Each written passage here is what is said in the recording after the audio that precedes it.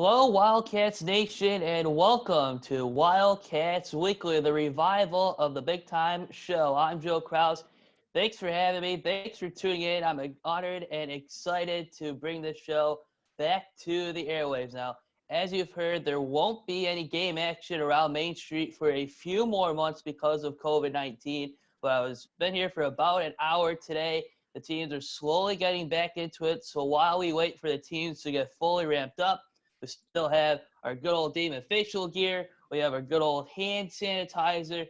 Everybody's doing everything right so far. And in the meantime, Wildcats Weekly is going to bring you some great content. We're going to have a coach and a player each week to talk about the upcoming season, past success, and what it's meant to be a part of the Damon program. Before we get to our guests, a quick reminder, you can follow us across social media. We're on Twitter at Damon Athletics. You can like our Facebook page, Damon College Athletics, and visit us online at DamonWildcats.com. So our guest today to kick off this revival, he is the longest tenured and winningest coach in Damon women's soccer program history, now entering his 12th season with the program. And the Wildcats had their best season last fall since they moved to Division II, 11-4-3, and they had their first NCAA tournament berth. So without further ado, please welcome our first guest on the show, Mr. Dan Dolan. Dan, welcome to the show. Thanks for being our first guest. And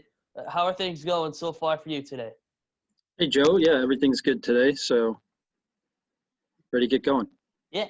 So everything is pretty much changed for everyone so far, Dan, when everything was shut down back in March. So I think as a host, the first question I got to ask you is how have things been for you since March and this new normal of sorts has gotten underway? It's been boring. It's been very boring. As many people know, we haven't been able to recruit. We haven't been able to practice. So everything's been pretty limited. Recruiting-wise, has been through emails and videos. A lot of quarantine videos, people are calling it.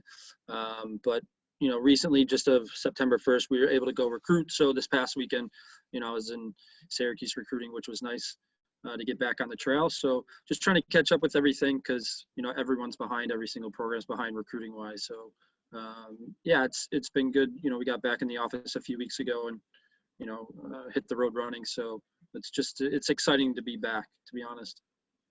You mentioned about the recruiting schedule. I imagine, Dan, in a normal calendar year, the recruiting would be in March and April.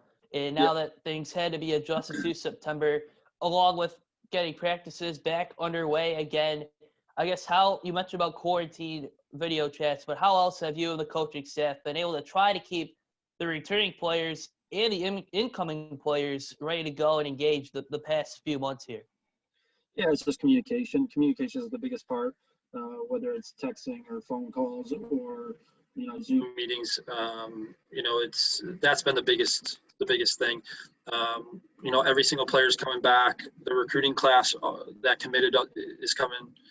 We didn't lose anybody. So, from that aspect, it's been great. The recruits that we've been going after, usually we're done with our class in June. The heavy part of recruiting is in March, April, May, June. Unfortunately, it's a little bit different this year, and we're still recruiting. But I think, I'm fairly certain we'll have a class done by December. But for the returnings, the new class coming in, everything has been smooth, luckily for us. Dan, we mentioned at the top that 2019 was the best season since David, the soccer program, transferred to Division II back in 2015. 11-4-3. I just checked the best overall finish for wins under you since 2011 when you were part of the NAIA, and you reached the NCAA tournament, which is huge. And you had a veteran-heavy team across the board, all ECC teams. Four made it to the team. Jamie Boyer, of course, a long-time player with the Wildcats. And the start of last season all the way to the end, it seemed, I guess the right word would be consistent for the team. But from your perspective, being on the pitch, on the sidelines, how would you describe last year's run? Fun. I mean, it was enjoyable to come to work every day. And it's enjoyable every day, but I think, we had a very strong team overall. We had a very strong leadership. Our core leaders did a fantastic job. The team chemistry was unreal. I think our team chemistry the last 3-4 years has been very good. Last year, it was phenomenal. And so whenever you have a mature, an older team led by a bunch of seniors that has great leadership, everyone's bought in, you're usually going to have a pretty good team. And the 2011 team had that as well. So it was fun to come to practice every day. We were very consistent until October. We hit a little bit of a stretch where, we drew some games where I think we should have won. We lost some games that maybe we should have drew. So a couple games didn't go our way. I know the Roberts game was a tough one, a game that we all felt we dominated and deserved to get a goal, which would have put us into the playoffs. But it wasn't meant to be. And, we were lucky enough to, grab an NCAA bid at the end of the season. But to be honest, even if we didn't make the NCAAs, it was such an enjoyable year and such a great year that, it's a year I'll always remember, along with the 2011 team for sure. Yeah, we're talking with Dan Dolan, head coach of the David women's soccer program at Wildcats Weekly. And you mentioned about communication and team chemistry being the top two components of your program the past few years. And I just kind of wonder, because there has been so little time to get things rolling and we don't know when the season's actually going to start, just how important is that going to be moving forward? Well, communication's the foundation of our program. Communication's a big thing, not just coaching staff to players, but players to players. I think that's a big one that comes from our leadership, from me down. We've got a couple captains now, and Sam DiAgostino and Katia Meyer, who will do a fantastic job taking over from our three captains last year. It's important that our leaders are reaching out to everyone on the team. Everyone feels like we're part of a team. Everyone feels like we're a family. That's a big thing that we recruit on, bringing in good people and just being a good family here for the next 4 years. So communication is the number one thing, and everyone understands the situation we're in right now, but everyone's eager to get going. We start practice tomorrow, and hopefully we can build upon in the next few weeks something that looks like a game, or hopefully a season come the spring.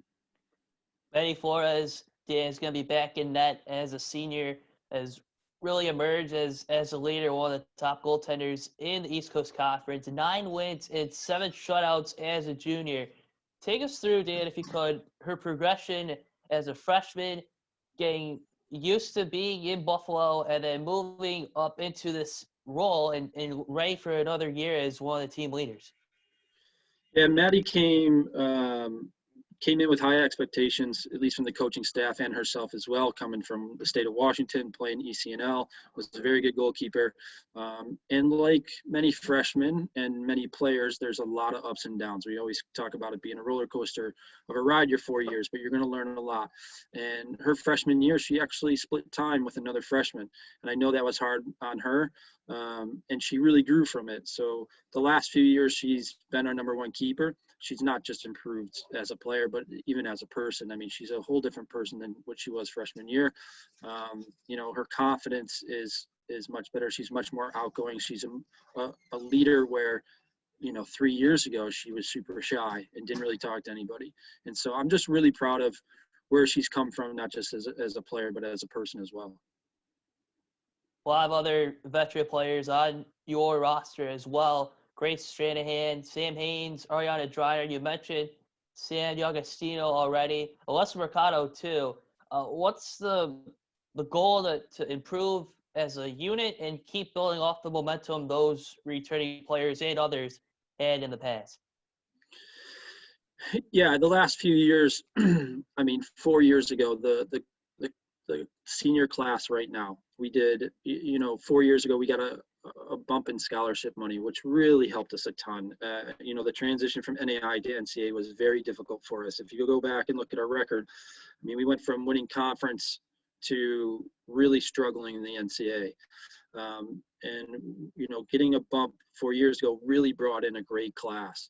And so that class is now going to be seniors, and it's a fantastic class, and has really set the standard for other classes coming in. And we've done a really good job as a staff bringing in, a very good class each year.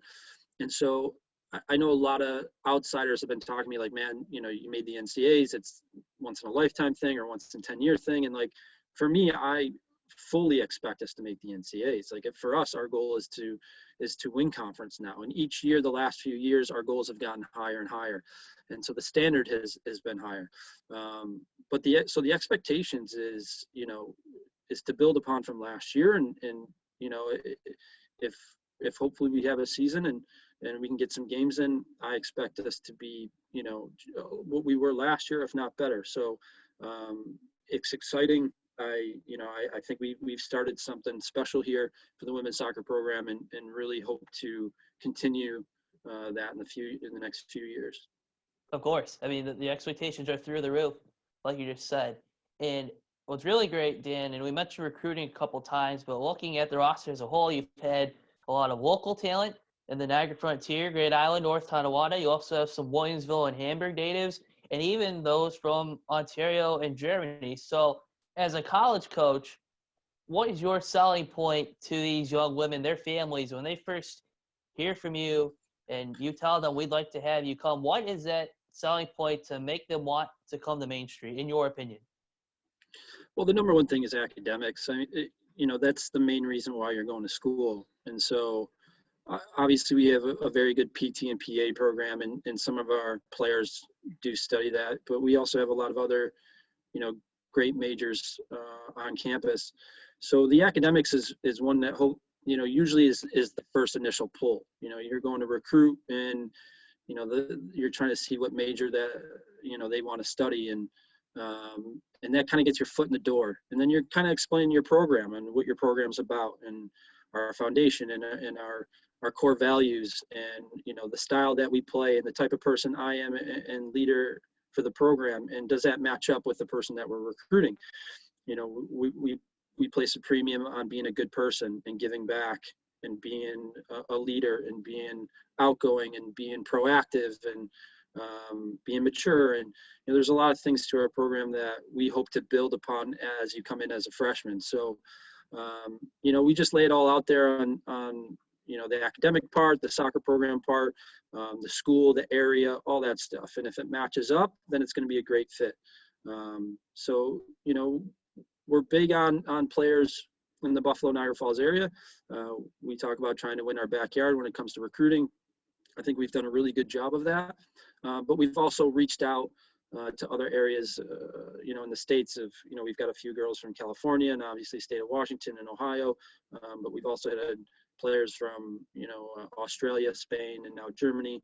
So, there's, we've got a good foothold in some different areas outside of the Buffalo area. And really, to me, it doesn't really matter where you come from. Is do you fit our program? Are you a good person?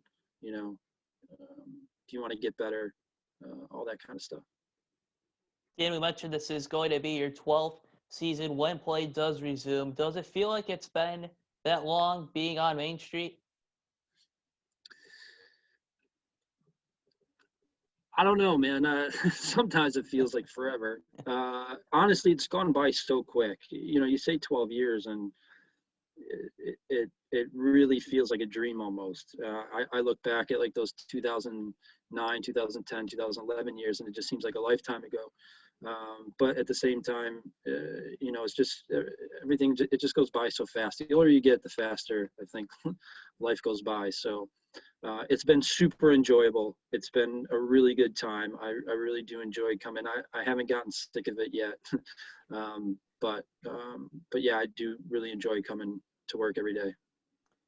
You mentioned you've been around soccer coaching for a very long time. What have been maybe the biggest changes in and around soccer at both the high school level and the college levels here in Buffalo? I wouldn't say high school level. I'd say club level. The girls soccer programs have gotten much better. There's more talent in the Buffalo, Western New York area compared to 10 years ago, for sure. I think, the clubs, the travel clubs, the premier clubs have done a really good job producing better players. At the college level, when we were NAI, I would say everyone was playing a flat 4-4-2. And so we changed it up and played a 3-4-3. So our 3 backs against their 2 forwards, and it gave us an extra player up top. And so instead of the center backs marking our 2 forwards, the outside backs now had to mark our 2 wingers, and the 2 center backs had to figure out who marked the forward. And it gave us an extra player up top, and we really did well. We had athletic players. We were bringing in athletic, talented players, and we were able to attack. When we switched to the NCAA, everyone was playing a 4-3-3 or 4-2-3-1 was really what they were playing, and we couldn't play with 3 in the back, not with 3 up top, and we were getting killed right away. And we had a very good team, and we had to figure it out. We had to change how we recruited. We had to change our style of play. We had to change our formation. And we went to the last few years now, we played a 4-4-2 diamond. So we have 4 in the midfield versus their 3. And our outside backs can get up, and now all of a sudden we're 6v3. And we've been able to bring in talent and players to go and possess and attack and kind of drive on teams. And so, and I don't see that formation changing much at the college level yet, at least. You start seeing the pros first, and then the colleges start to take over from it, and everyone's still playing the 4-2-3-1. So, for us, it's just being able to adapt. It doesn't matter to me what formation we play in. That it's the players, not the formation. But the formation does help and suit the players that we do have and bring in.